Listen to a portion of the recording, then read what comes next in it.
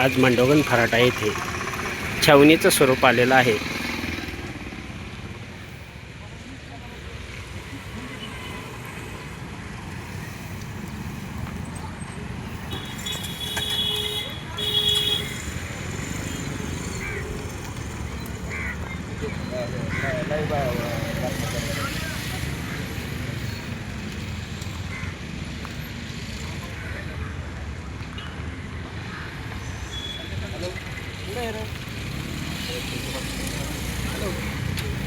मांडोगण फराटा येथे घडलेल्या घटनेमुळे आज SP गिल यांनी भेट दिली आणि यानंतर या ठिकाणी बंदोबस्तासाठी असलेला हा पोलीस बंदोबस्त आपण पाहत आहोत.